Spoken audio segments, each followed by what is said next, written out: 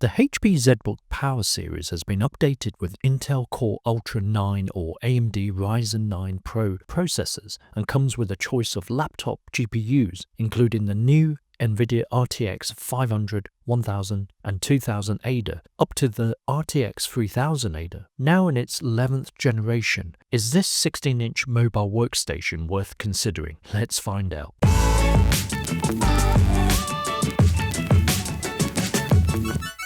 The ZBook Power G11 has a high-quality grade chassis made from aluminium and magnesium, giving it a clean metallic look. This design is quite reminiscent of its predecessor, but with a new premium 16-inch design that is slightly deeper than the 15.6-inch G10 model. The G11 is designed to withstand military standard 810H testing, and it certainly shows in the build quality, with a sturdy chassis void of any flexing when pressure is applied. There is some bounce on the display lid, but it does enough to shield the display from possible damage. Overall, the Power G11 is built like a tank. The G11's weight starts at 2.12 kilograms or 4.67 pounds, a small increase from the previous model. It's a heavy workstation that you wouldn't want to carry around with one hand. In fairness, the Power G11 is never designed to be a travel laptop. There is a large vent on the bottom to keep the powerful internal components cool, with two long feet nearby to keep the vent from being obstructed, ensuring it always has access to cool air for optimum thermals. Quick word on the G11 sustainability. It meets the low halogen standard. The external power supply is 90% efficient. Molded paper pulp cushion is used inside, and the box is 100%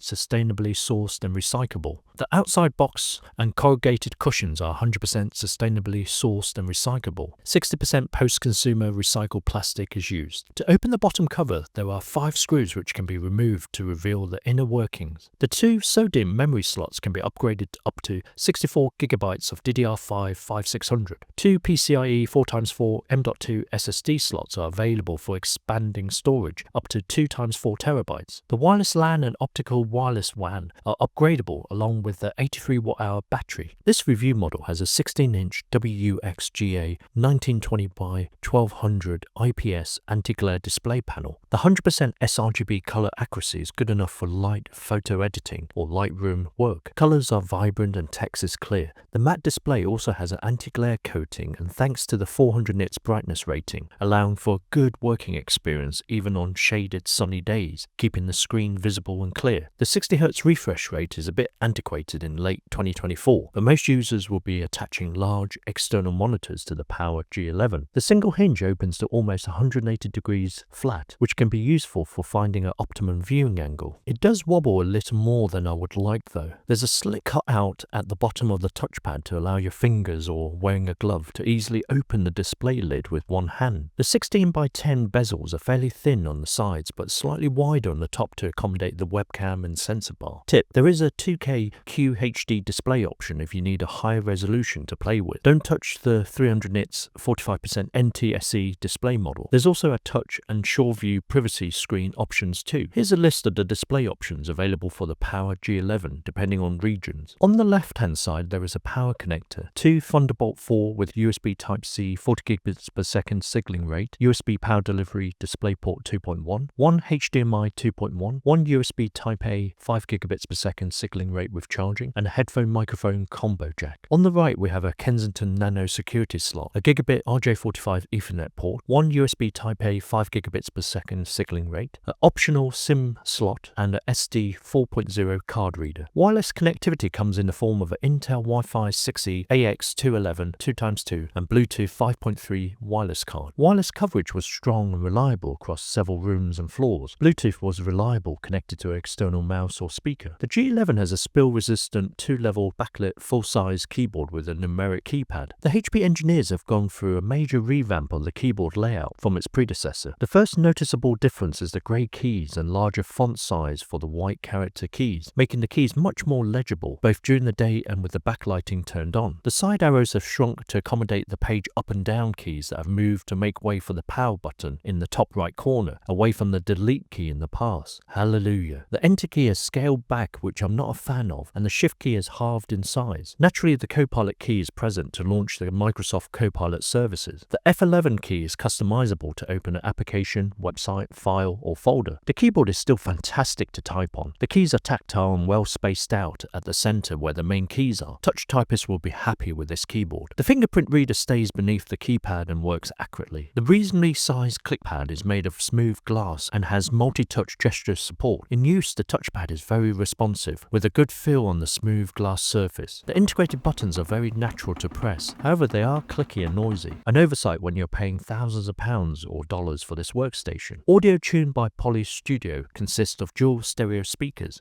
outputting 2 watts each. The speakers are downward firing from under the keyboard deck. This has been relocated from the top firing speakers found in the G10. It's a shame that the HP engineers continue to ignore the weak audio from these speakers. Even the Poly Studio badge can't save it. Sound is very thin and hardly convincing. So bad I've heard better from budget laptops like the Dell Inspiron 16 5645 I've reviewed. Only good for the occasional Teams meeting. Invest some more money in a decent Bluetooth headset instead. Here are some audio samples.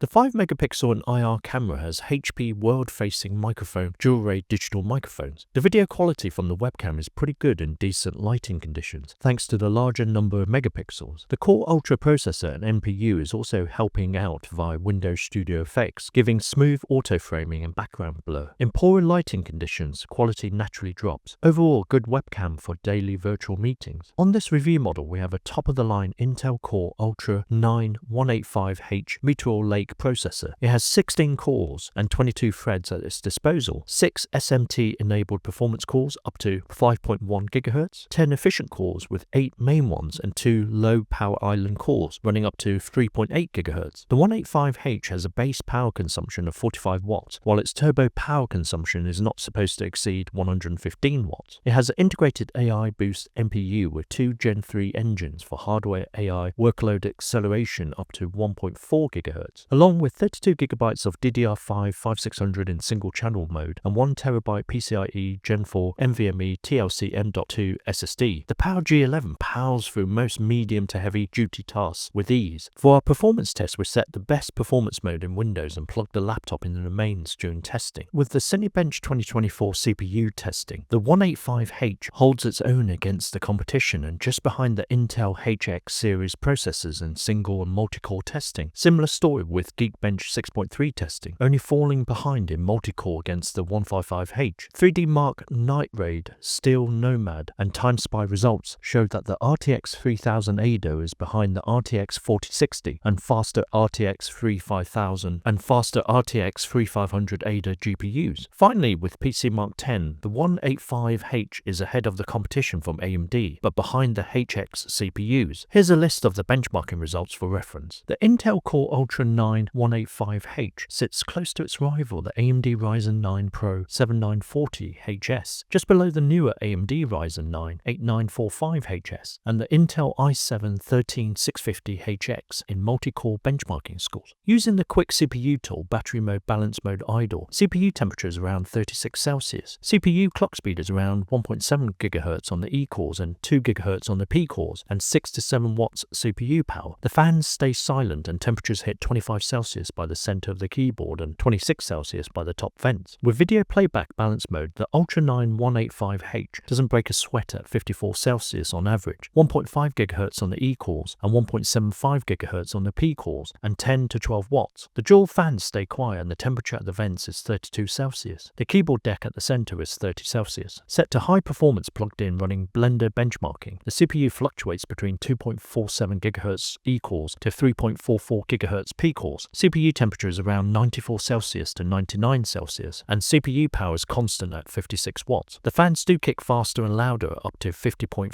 decibels. Temperatures around the vents is 37 Celsius and 35 Celsius at the center of the keyboard deck. In battery mode, balance mode video playback, the CPU power is 8 watts on average. Clock speed is 1.73 GHz on the E cores and 2 GHz on the P cores. CPU temperature is 56 Celsius. The fans stay virtually silent and chassis temperatures hit 33 Celsius at most and 35 Celsius at the top of the vents. Same could be said with running the Blender benchmark tool under battery mode, best performance. CPU power stays constant at 45 watts, 2.05 GHz on E cores to 3 GHz clock speed on the P cores, and CPU temperature of 89 Celsius. The dual fans and top vents do keep the fan noise 46 decibels at most and temperatures down 35 to 36 Celsius at most when running heavy workflows. Here's a list of the target audience for the HP ZBook Power G11. Product designers and engineers, architects, engineers, and construction managers, STEM students. The Power G11 has an integrated Intel Arc graphics with 8 X cores running at a max dynamic frequency of 2.25 GHz based on the Xe LPG architecture with 8 ray tracing units, 8 samplers, and 4 pixel backends. TGPs rated at 28 watts. The Arc 8 cores iGPU is just behind the Nvidia GeForce RTX 2050 and on par with the AMD Radeon 780M. Shared GPU memory 16GB. There's also dedicated graphics in the form of the Nvidia RTX 3000 Ada generation laptop with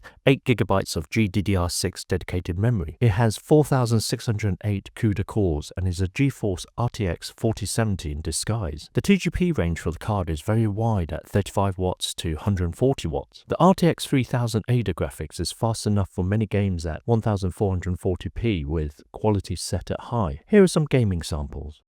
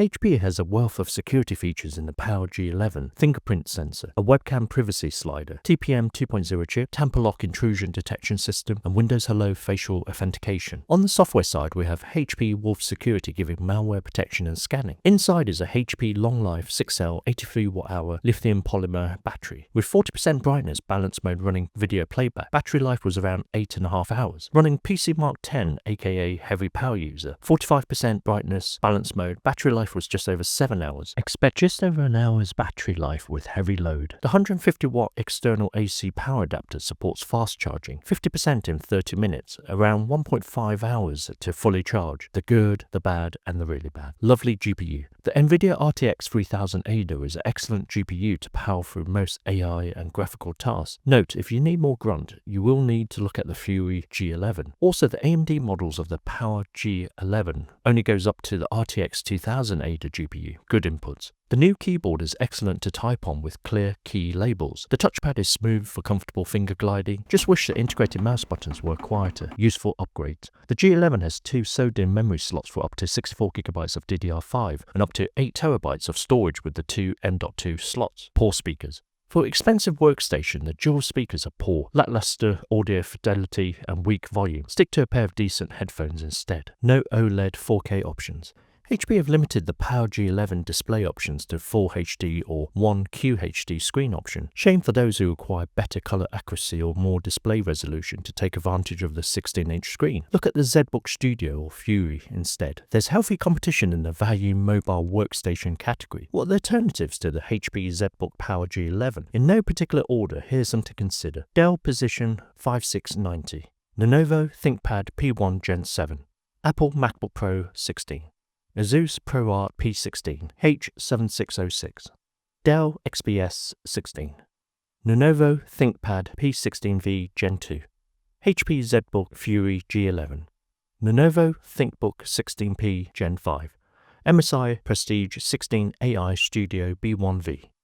The Intel Core Ultra 9 185H and Nvidia RTX 3000 Ada inside the HP ZBook Power G11 offers strong performance for intensive workloads. Battery life is below average, but that's to be expected from a Windows workstation. The keyboard and touchpad are excellent for comfortable use over long durations. There's plenty of ports including a Gigabit Ethernet port and SD card reader. Upgrade options are good with 2 SODIMM and 2 SSD slots, offering more memory and storage at a later date. The Power G11 is well put together with a solid hinge and rigid chassis. The display is fine for general use. You can go for the QHD display option if you need more resolution, or alternatively purchase an external monitor or two. Overall, the HP ZBook Power G11 is a great mobile workstation that will power through your intensive tasks reliably and efficiently at a reasonable price tag. What do you guys think? Leave your comments and discuss below. Hope you guys enjoyed the review of the HP ZBook Power G11 laptop. Please click on the like button if you enjoyed this review video and subscribe if you would like to watch more of our tech videos. Thanks for watching. Cheers.